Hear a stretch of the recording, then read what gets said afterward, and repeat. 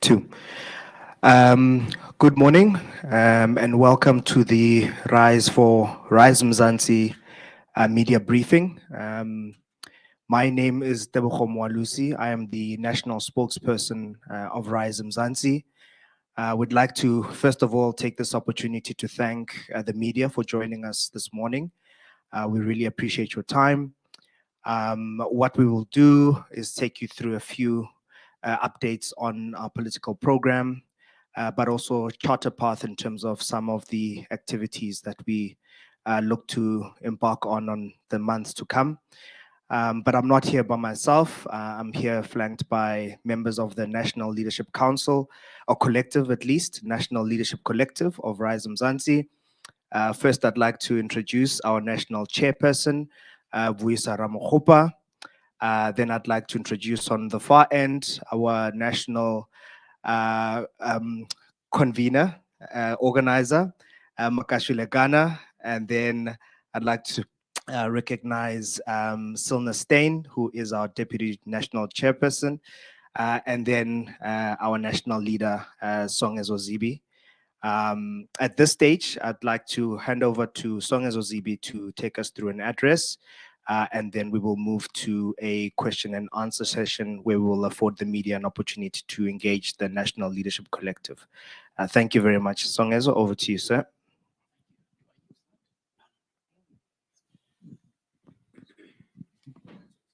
Thanks very much, Debs. Members of the news media, colleagues, good morning and thank you for being here. And greetings to everyone who's joining us via live stream. Allow me first to use this opportunity to convey our deepest condolences to the families of some prominent South Africans who have lost their lives in the last few weeks, namely public intellectual Eusebius Makaiser, the legendary actor Tatu Patrick Ndlovu, and former World Cup and AFCON coach Bafana coach Clive the Dog Barker. Sadly, we've also witnessed on and off duty SAPS and Hawks officers lose their lives in the line of duty in Khayelitsha, in Hammanskraal, and in Durban. May the souls of these South Africans rest in peace. So, members of the media, on 19 April, RISE Mzansi announced a bold vision to arrest South Africa's ongoing crisis and chart a new path to restore hope to an increasingly desperate country. We also stated that we intend to contest the 2024 elections nationally and in all 9 provinces. RISE Mzansi said 2024 is our 1994. And this is because we need a fundamental reset of our political system to repair and advance South Africa's democracy, to amend laws and draft new regulations for a better system of politics and government. 1994 gave us that opportunity, and 2024 is another. 1994 ushered in a new, younger leadership with fresh ideas and approaches. And that's notwithstanding Madiba being in his later years. A lot of the cabinet and people in government and in parliament were very young at the time. They rescued a broken and sinking economy and subsequently reduced unemployment from 35% in about 1999 to 21% in under a decade. South Africa has now hit reverse, and this decline must be arrested very urgently. So the decision to contest the 2024 election is because we realized that the political establishment neither listens nor cares. So the onus is on South Africans to install new hands at the controls. This sentiment is shared by the 28 million eligible voters who stayed away from the 2021 elections, despite the seriousness of our crisis. People want change, but do not expect it to come from the political establishment. Later on, RISE Mzansi will demonstrate why the political establishment must now be kept out of parliament and in the government. But let me recap what we said in April. First, we said RISE Mzansi wants to restore South Africa's democracy to its people to give effect to the famous line, the people shall govern. Second, we said that RISE Mzansi wants to unite South Africans behind a new vision for South Africa. And that is a vision of an equal, safe, prosperous, and united society where everyone can live a happy and dignified life. Third, we said that the entire political establishment is like old and worn furniture. It has run out of ideas and must be replaced by new thinking, new energy, and new leadership that transcends all of society. And finally, and very importantly, we said it is time for a new non-racialism premised on the values of justice and freedom, with equality, solidarity, and integrity as indivisible supporting social democratic values. We must have measurable, specific economic justice targets for our nation building. Otherwise, we will always speak in platitudes. We also released 2 documents which are available on our website. The first document set out our vision and the center-left ideological declaration drawn from South Africa's constitutional values. We believe that South Africa needs a social democratic alternative, and RISE Mzansi is that alternative. The second document identified 5 key reform priorities. These cover the economy, political reforms, public safety, corruption, and the climate crisis. These are at the heart of the reset that has made us say 2024 is our 1994. So today we will do just 3 things. The first, we will broadly outline RISE Mzansi's political program between now and the end of this year, noting some key dates to note and look forward to. Then we will explain RISE Mzansi's People's Manifesto process between now and the end of September, when we will host the People's Manifesto Convention. And lastly, we will show you some data about currently topical issues that show that the political establishment cannot even see how it is making things worse with a lack of attention and understanding of some of our most serious problems. Our biggest obstacle today is political decay, not lack of technical capability, and we'll show that later on. In the last 2 months, we have established a presence and are organizing in most provinces. These are Gauteng, KZN, Western Cape, Eastern Cape, Mpumalanga, and the Free State. Currently underway, the RISE for Mzansi tour will soon take us to all provinces as we build organizing structures and putting in place capable, focused leadership from the ground up. Should have mentioned the Northwest as well. Don't kill me. And Limpopo as well. In fact, it's virtually all the provinces bar the Northern Cape, which we'll get into soon. Our political program has at least 3 main elements. The first is grassroots organizing on our own and in collaboration with local political, community, and other organizations. Our organizing is about building democratic activism from below, driving change in communities, and recruiting volunteers for our program through to the 2026 local government elections. Our volunteers will form the backbone of our election candidates list. It is through this process that we'll continue to build strong political and social alliances, some of which we'll begin announcing in due course. The second is the RISE Mzansi People's Manifesto process. Between now and September, we will be in all 9 provinces, giving all South Africans an opportunity to say exactly what kind of political, social, and economic reset they want, essentially stating what the 2024 reset looks like. These contributions will culminate in the People's Manifesto Convention at the end of September, 29 September, where a draft manifesto will be discussed and adopted by over 1,000 South Africans. Candidate selection will begin in the 4th quarter of this year and complete by the end of January next year. The third and final element is solutions-led community microactions under the banner of RISE Mzansi. These microactions make a positive difference in communities, build a culture of democratic participation, and develop conscientious activists who are fit for future political office. The point here is we can't ask people to wait for the vote and then wait another 5 years for change to happen in their communities.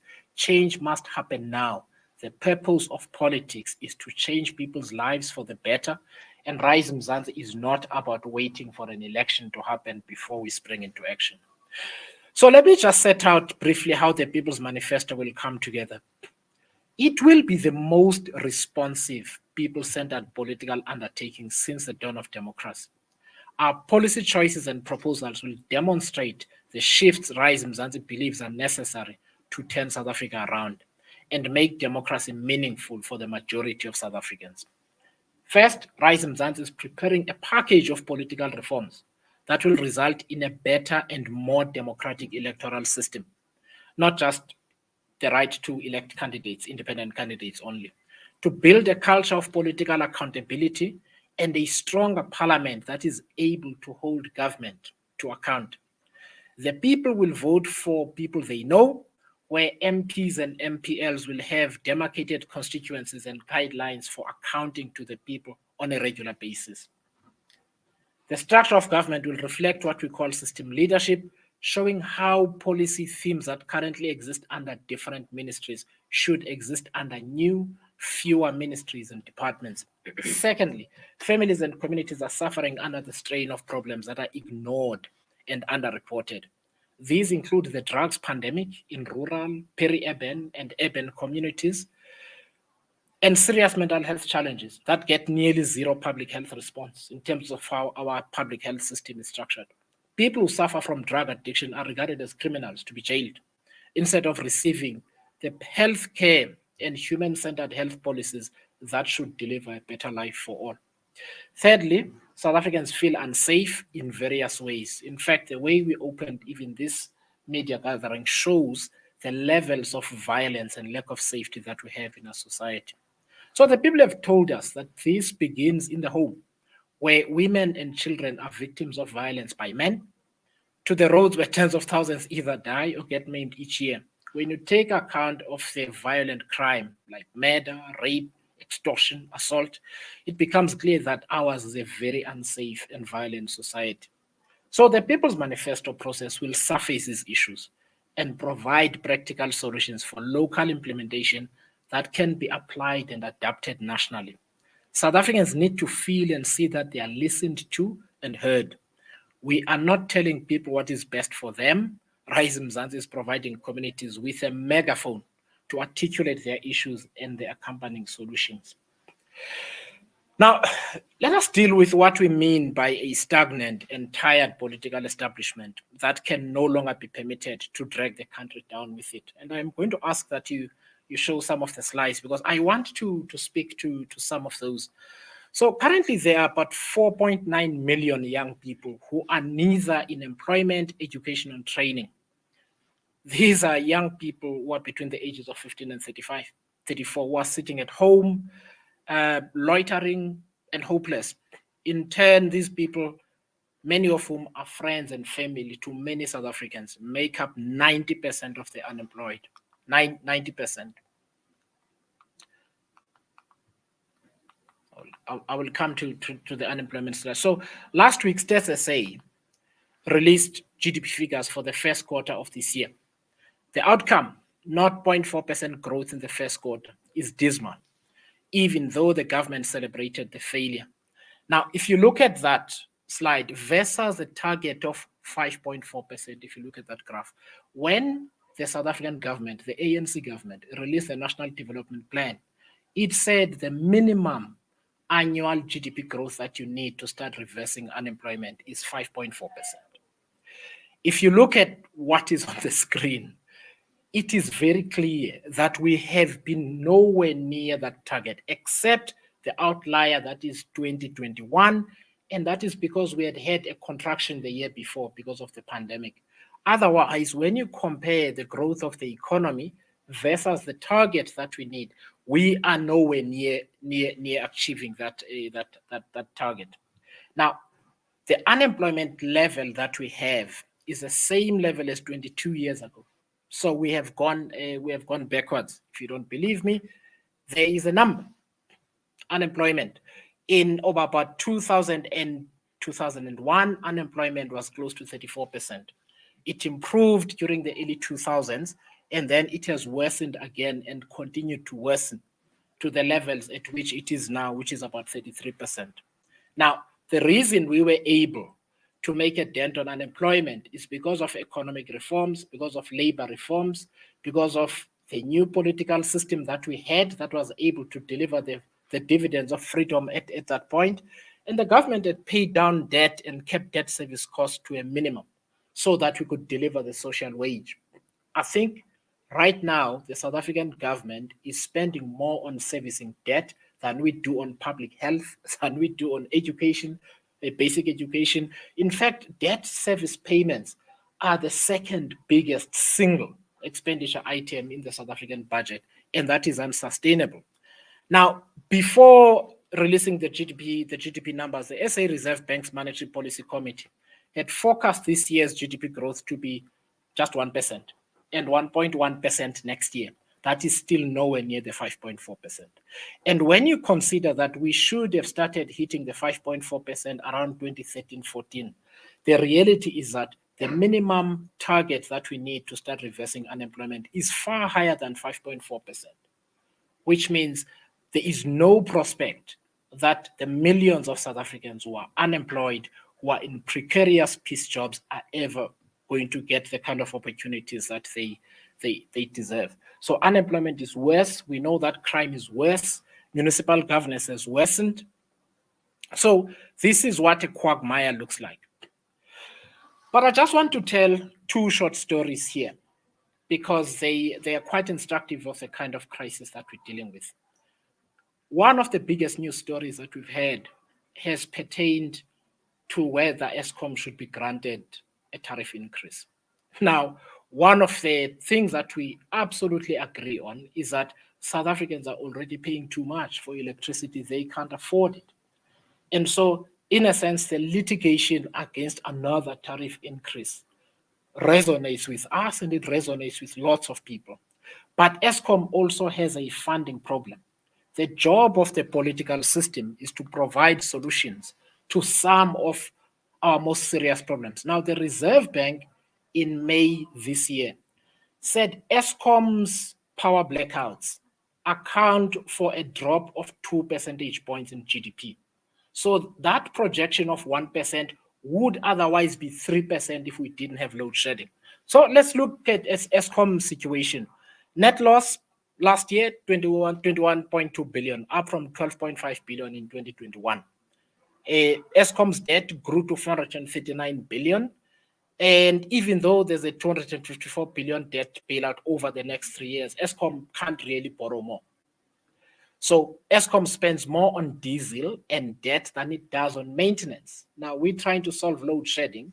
The investment on load shedding is not there by the government and by parliament. So the additional revenues caught up in litigation, and apart from debt relief, there is no cash flow assistance from government. Fortunately, there was an opportunity to rectify this when the Division of Revenue Bill was presented in Parliament. And Parliament passed that Division of Revenue Bill without a solution. So you've got two problems. One, the revenue application by Eskom is caught up in litigation, so it cannot happen. But when Parliament has to say to the National Treasury and to Cabinet, we cannot allow a situation where we are not investing enough in maintenance so that we can solve load shedding, they pass a budget that has got nothing in it for Eskom. When you're looking at a 21.2 billion rand loss, South Africans trust the people they elect to make the kind of decisions that are going to make their lives better. So that's one of the reasons that we need the reset. The final one that I'm going to tell is about Transnet. This story would be funny if it wasn't so sad. So the Transnet management were in Parliament the week before the budget was announced, and Transnet is the other obstacle to economic growth in South Africa. So ANC MPs were very angry with Transnet that they have so many problems. So the backlog is on the railways and the backlog is in the harbour in Durban. In fact, all the way around the bay, all the way to Umhlanga, all you see is ships that are queuing to get into the harbour. And the reason they're queuing is because our rail system is not able to accommodate as much as the ships are bringing in. We also can't export enough. That's strangling the economy. So let's just go back to that slide again. So they scream at it and they say, why are you privatizing Transnet? Because that is not the policy of the ANC government. But she reminded them that there is a national rail policy that has been approved by cabinet to do so. And she talks about how if Transnet does not have the money to invest in improving rail capacity, somebody else must do it. But I'm going to go to the next slide. Right, so that is what the ANC MPs were saying. But this is the budget review, if you look at that. So basically, capital investment declined by 16.3%, first of all. And that is due to historical underinvestment, right? And it needs more. Now, the rest of it, the government comments on it like a bystander. And they say some progress has been made, etc., etc., and then we must have private sector participation. There is no allocation. And yet that budget was passed by MPs. It makes no sense. You can't shout at someone and say, don't privatize, but when the budget is presented before you, virtually the following week, you pass it without a funding solution for Transnet. It makes no sense. So what I'm trying to say is that it is really important that we begin to put people in parliament and in the government who understand what needs to be done in order to solve South Africa's deepest problems. Because when you have MPs who don't know what national policy is, first of all, secondly, when they have an opportunity to allocate funding to deal with some of these problems, they don't do it. So many of us complain about lack of leadership, but that is what lack of leadership looks like. The two examples of Eskom and Transnet illustrate perfectly what a complacent leadership produces, and that is economic and social misery. So RISE Mzansi is pursuing its mission in the inclusive, thorough, and bottom-up approach because leadership is about bringing people together, understanding what daily experiences mean for national policy, and then using legislative and policy instruments to make a positive impact. Where RISE Mzansi in Parliament would have voted against this budget, not without making provision for what is on there. We would insist on funding, not just for Transnet and Eskom, but to insist on funding in the public health budget for drug addiction and mental health, which are hardly provided for at all. We would target problems specifically, such as food production, food security, including significantly increasing things like the child grant, etc., etc.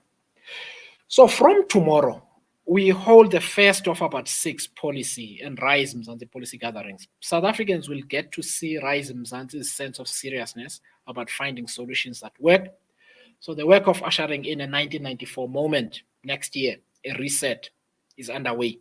And we therefore call upon all South Africans who believe that this is possible and necessary to join hands with RISE Mzansi. So let us take some questions. Thank you. Thank you, Songezo Zibi, for the presentation. At this stage, we'd like to open the floor for some questions from the media. If you can please just tell us your name, the media house, and then share your question, and then I will then allocate it to the National Leadership Collective. I will note 3 hands or 3 questions, and we will work in rounds of 3. So if I can acknowledge and note the questions. There's one question there. I can't see if there's anyone behind. Okay, let's start. Go ahead. Well, thank you so much. My name is Ntlantla and I'm with the SABC. You said you have interacted with South Africans. So my question emanates from here. Through your interaction, we know that there's been this disinterest in terms of voting because of the situation of the country.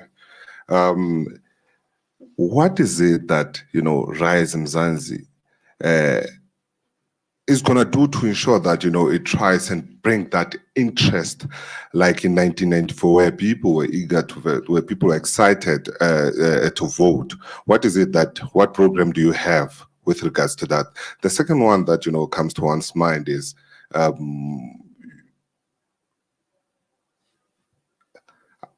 the BRICS summit is set to be here in South Africa late this year. Do you think it should be held here? And how would you handle that situation? Thank you.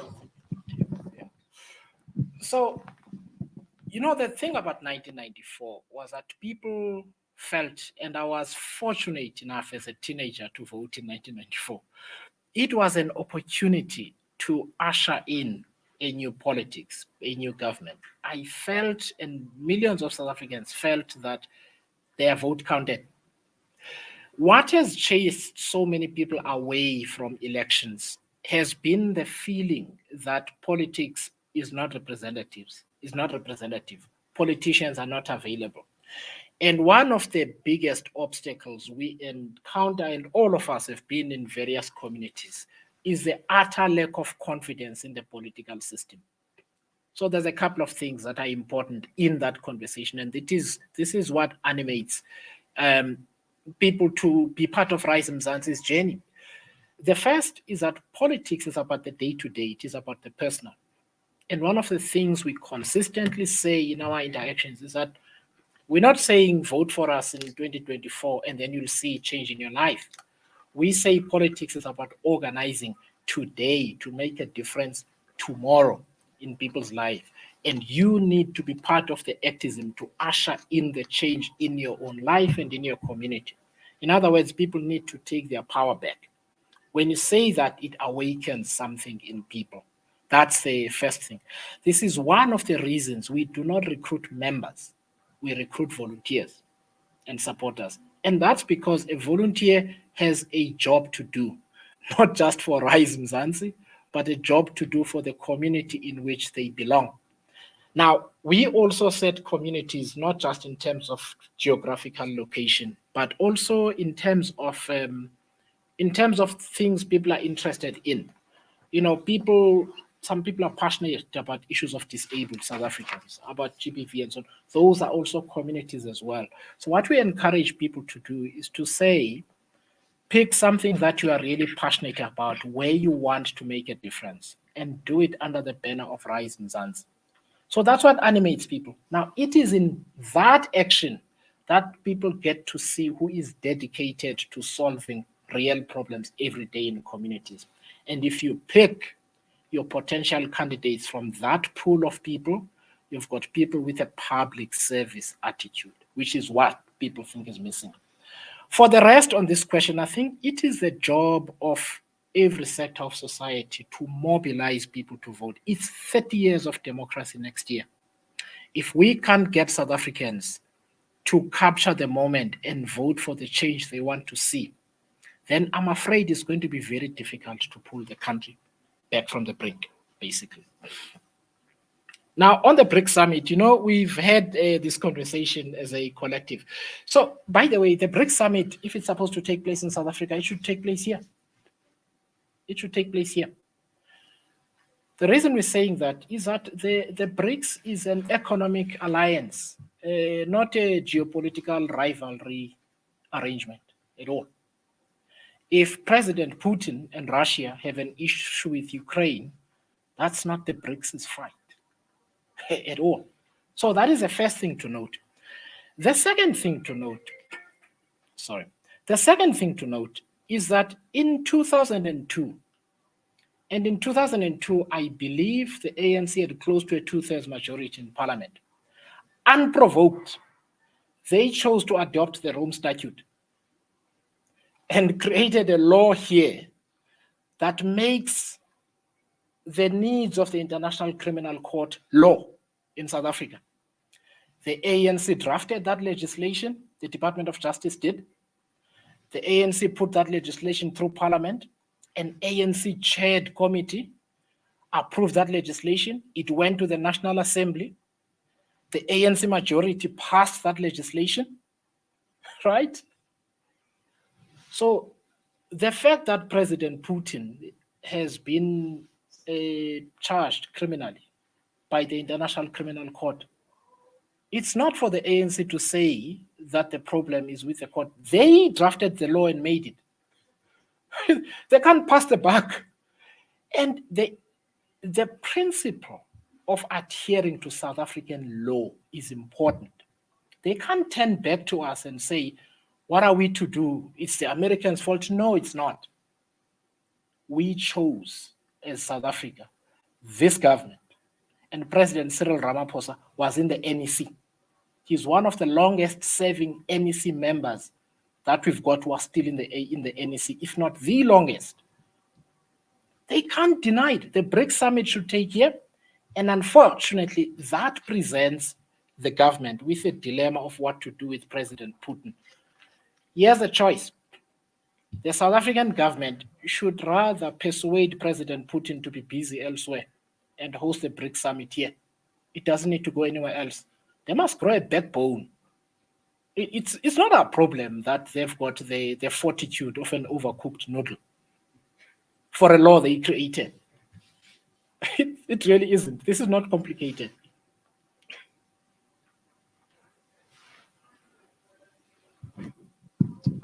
Thank you very much for the question. We'll take a next question.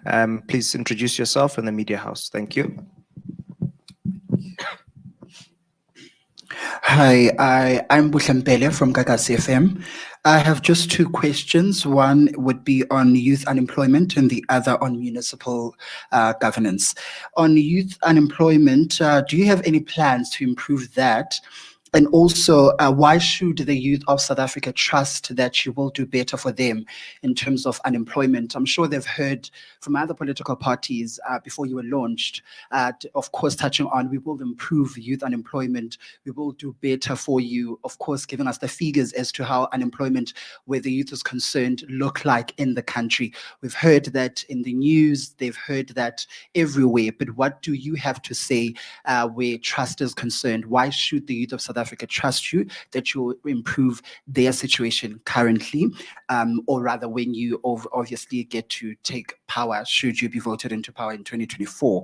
On municipal governance, you mentioned some of the provinces that you've already set your footprint, namely your Gauteng, KZN, Western Cape, etc. We've already seen the performance, of course, in particularly the Eastern Cape and your KZN, with regards to how the municipalities are performing there, and it doesn't look good. Has RISE Mzansi done a bit of research around that? And what have you found, if there's any outcome already? And what do you plan to do to improve the conditions in those municipalities, especially in small towns? Thank you. Thank you very much. So let me start with the youth unemployment. The first thing that we would do, that we have done, is to try and understand and describe the problem for what it is and its characteristics. So at RISE Mzansi, we don't have a vague notion of job creation. You don't create jobs. You stimulate economic activity and create opportunities for employment in that way. So how do you understand the problem properly?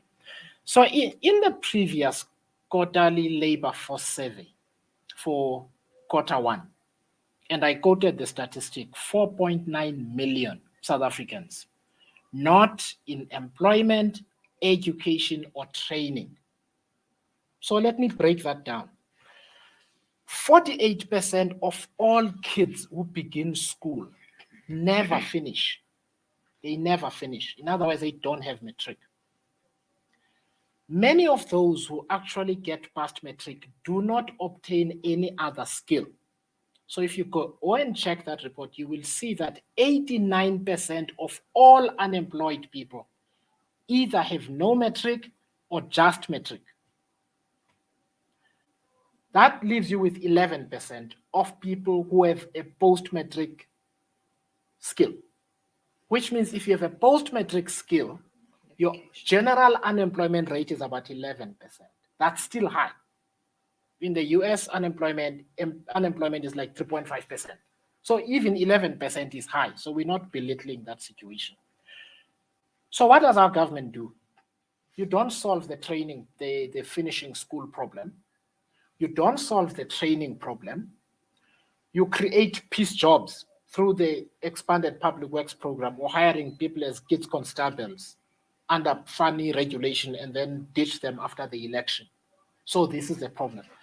And therefore, solving this problem means we must and we will have a solution for the person out there, young person or old, who doesn't even have matric. You have to make them employable. And it is the job of the government to either make it possible or do it themselves. That's the first thing. The second thing is anybody who just has matric has to obtain a recognized skill, which means a far greater investment in skills training than we currently do. So that's how you fundamentally and sustainably solve the problem. So that is the first thing. The second thing you do, and it touches on your next question about municipal governance, because this also relates to how we understand how to solve the economy. Every business is in a municipality. in a municipality. The majority of municipalities are not doing well or are collapsing. If they are not able to deliver services to homes and businesses, you've got a problem. Because even a private individual who wants to start a business thinks about the lack of services. Load shedding hits you at peak time. If you own a KFC or a takeaway business and that sort of thing, right? It hits you at peak time. Then there is no water. Then the water is not clean. It's got cholera and that sort of thing.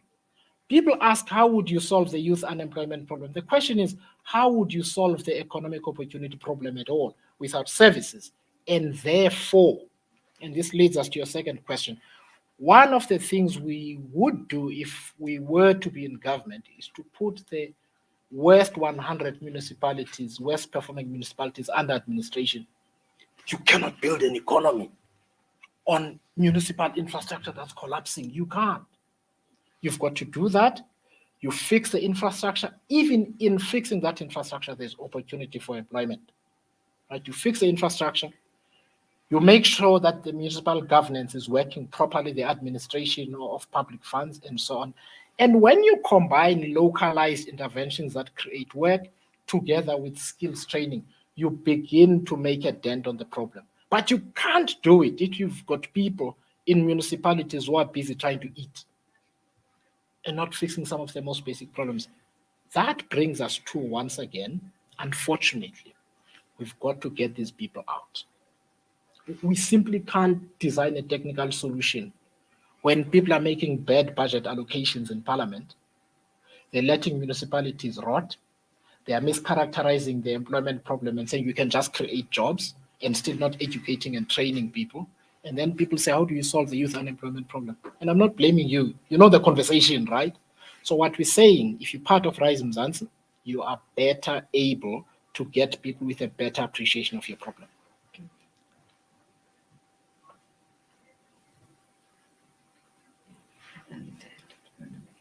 No, I have nothing to add. I'd like to acknowledge if there's any other questions in the room. Yes, please go ahead. Thank you so much. In one of your remarks, you said you guys don't recruit members, but volunteers. And there's a lot of talks around, the leadership barometer being lowered. And one, a question comes to one's mind is that for one to be a volunteer, which is trusted by RISE Mzansi actually, sorry about that, to be able to deliver on your promises, what does one have to have possess? Because everybody can just raise their hands and say that, I'm a community leader. Like we've seen, it's a known phenomenon whereby, that might have an impact in terms of them at the end of the day, delivering on your promises to people. Thank you.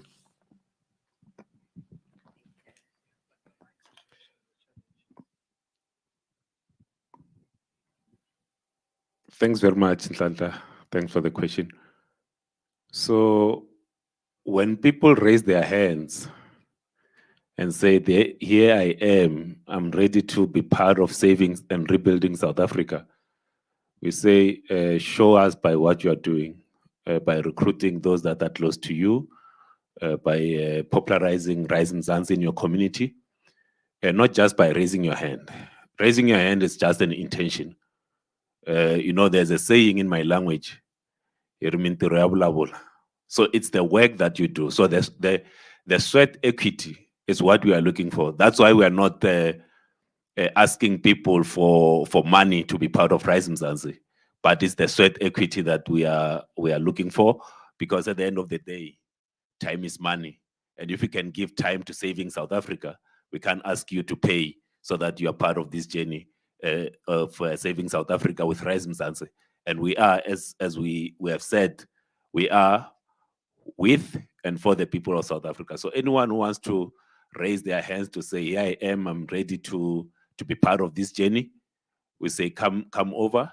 You don't have to pay anything, but give us your time. The time that you are contributing to building RISE Mzansi is enough for us to be able to save and rebuild our country. Thanks very much. Yeah, I'd like to add to that. I don't know if I should talk here. Okay. You know, just to add to that, we've realized that there's no shortage of leaders in South Africa.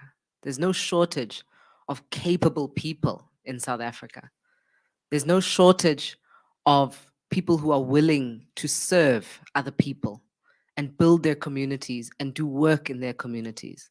There are hundreds, if not thousands, of organizations that we engage with on a daily basis, grassroots movements, civil society organizations, churches even, that are doing the work of actually upholding society and delivering the services that should be delivered by government and by public servants, but are not. So there is no shortage of capable leaders.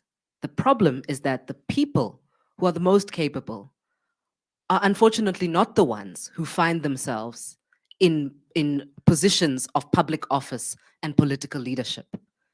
And that is something that we've made it our mission to dismantle. We're saying, here's a platform, this is RISE Mzansi, for all of those people that we know are out there doing fantastic work, who have already demonstrated a culture of service, who have already got a track record of leadership in whichever industry or sphere that they may come from.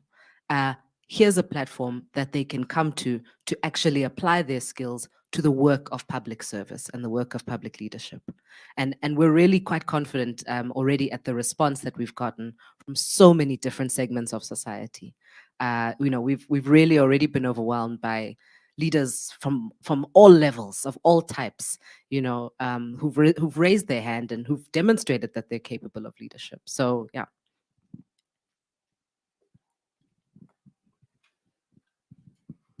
Thank you for the question. I just wanted to check if there's any other questions that the media would like to ask. Okay, I think we're covered. I'm going to ask Songezo to give us some closing remarks, and then we will give you an idea of some of the key activities that are coming up. Thanks, Jefferson. I think my message to South Africans is that the problem with national duty, which is really, really important, and public duty in general, is that those who care the most about it tend to think it's somebody else's job to do it. And as a result of that, we don't have enough of the right people doing public duty because of the reputation that politics has obtained over the years, because of the infighting, the fighting for positions, the killings, and the bad behavior in general. But there is no other substitute for changing South Africa. Unfortunately, the good people have to get into the politics. And RISE Mzansi is that opportunity for good people to get involved in the politics, to be the change they want to see. There will be no universe where through our commentary, whether it is in the papers, it is on the radio, it is in social circles, or anywhere else, that we will be able to get the change that we are looking for. The reason this organization is called RISE Mzansi, it is a call to action to ordinary South Africans to try and do the extraordinary and arrest the decline and turn South Africa into the South Africa of all of our dreams. Otherwise, we will always point fingers at others who are messing things for us, and we don't believe this is our fight. This is our fight. This is every South African's fight. And RISE Mzansi is the stage on which good South Africans must have that fight and take South Africa back. Thank you.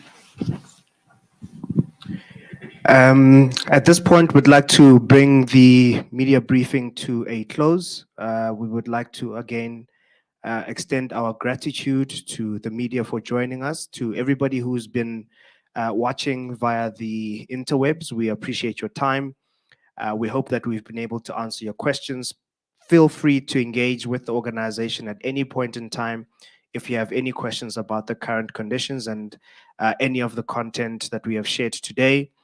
What is exciting is tomorrow, the 14th of June, we will be having our policy discussion roundtable, which, as Songezo has spoken about, is about starting to think very clearly about the solutions and the options that we have on the table. As we've mentioned, the broader the conversation, the broader the pool of thinking and leaders around the table, the better the outcome. And so we do invite all South Africans to be a part of that discussion. It's an ongoing process, and we truly would be honored to have you as part of that engagement. We also have got the various People's Manifesto and the Rise from Mzansi tour that is happening through various provinces. As and when we do come to your province, please do come and join us in the town halls, come and share your challenges, your issues, and come and make sure that your voice is heard. Let us elevate our voices so that we activate our agency in an urgent manner to turn what is a horrible and tragic crisis around. The last one is we want to wish our youth a youth month. I don't know if it can be a happy one under the conditions which we live in, particularly for youth, but let it be a youth month where we stand up, where we rise, and we share our frustrations based on the living conditions of being young in this country. We cannot be the biggest shareholders of Mzansi and not be at the center of defining the future of this country. We have to stand up, just like the class of 1976 and the many youth that have fought for the rights of people and democracy in this country. We urge the youth to not be silent, because the cost of doing nothing is absolutely astronomical. We will inherit a country that we will not even be able to serve. So to the youth of the country, the next few days, we've got a youth program that is going to be rolled out. We hope that you can connect with us and find a space for yourself and for your voice and for your activism. We thank you once again, everyone who has joined us this morning. All the best, take care, and let's keep Rise from Mzansi.